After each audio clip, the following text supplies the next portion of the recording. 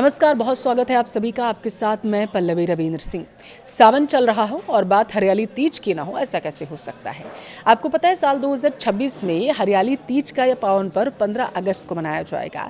सावन के शुक्ल पक्ष की तृतीया तिथि को आने वाला यह दिन सिर्फ एक त्यौहार नहीं है, यह प्रतीक है अटूट प्रेम, समर्पण और विश्वास का। यह दिन याद दिलाता है कि संपूर्ण ब्रह्मांड के माता पिता यानी भगवान शिव और माता पार्वती के उस पवित्र पुनर्मिलन की जिसने सृष्टि को पूर्णता दी थी।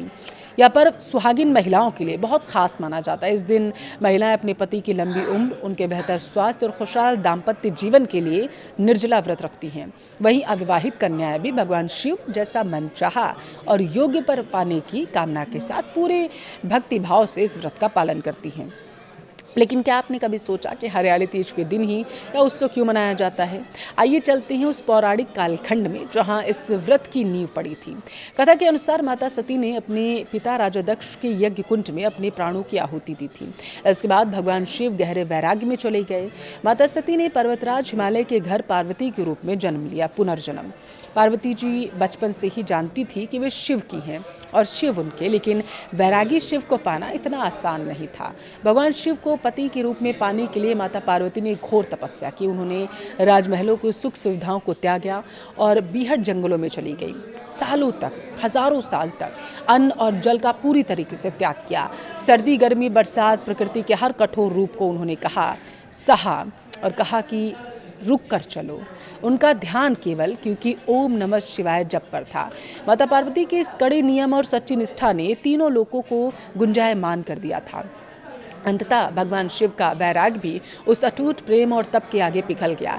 सावन मास के शुक्ल पक्ष की इसी तृतीया तिथि को भगवान शिव ने माता पार्वती को दर्शन दिया और उन्हें अपनी पत्नी के रूप में स्वीकार किया। इसी पावन घटना की याद में हर साल हरियाली तीज का यह पर्व मनाया जाता है। जो भी स्त्री इस दिन माता पार्वती और भगवान शिव का पूजन करती है, उसे अखंड सौभाग्य का वरदान मिलता है। हरियाली तीज का व्रत बहुत ही फलदायी है, लेकिन इसके कुछ विशेष नियम भी हैं जिनका पालन करने से पूजा पूरी तरीके से सफल होती है। आइए जानते हो नियम क्या है। सुबह का स्नान और परिधान वाला नियम। इस दिन सुहागिन महिलाएं सुबह जल्दी उठती हैं और उसके बाद नए वस्त्र धारण करती हैं।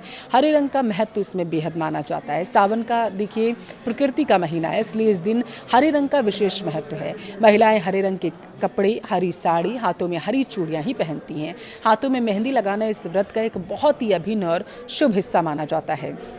यह व्रत बेहद कठिन है क्योंकि इसमें अन्न के साथ जल का भी त्याग किया जाता है। महिलाएं निर्जला व्रत रखकर पूरे दिन शिव पार्वती का ध्यान करती हैं। पूजन और सुहाग सामग्री से जुड़ा नियम मैं आपको बताती हूँ। पूजा के समय एक चौकी पर भगवान शिव और माता पार्वती की प्रतिमा स्थापित करनी चाहिए। सबसे पहले माता पार्वती को सुहाग की सामग्री अर्पित करें, जैसे मेहंदी, सिंदूर और अन्य सामान। यह सुहाग सामग्री अखंड सौभाग्य का प्रतीक है। इसके साथ ही भगवान शिव का जलाभिषेक करिए। शिवलिंग पर जल, दूध, बेलपत्र, धतूरा, भांग अर्पित करिए।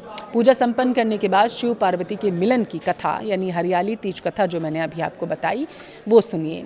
कथा के बिना यह व्रत अधूरा माना जाता है। हरियाली तीज केवल एक व्रत नहीं है, यह एक स्त्री की शक्ति, उसकी तपस्या, उसके प्रेम का उत्सव है। धार्मिक मान्यताओं के अनुसार जो भक्त इस दिन पूरे नियम, सच्ची श्रद्धा से पूजन करता है, उसके जीवन के बहुत सी अड़चनें अपने आप समाप्त हो जाती हैं। दाम्पत्य जीवन में आपसी तालमेल बढ़ता है, प्रेम गहरा होता है और घर परिवार में सदा खुशहाली रहती है। सावन के इस पावन महीने में शिव पार्वती का ध्यान करने से मन को जो शांति मिलती है वह अद्भुत है। आने वाली 15 अगस्त को जब यह व्रत आप रखें तो मन में माता पार्वती जैसी दृढ़ निष्ठा और शिव जैसी शांति धारण करें।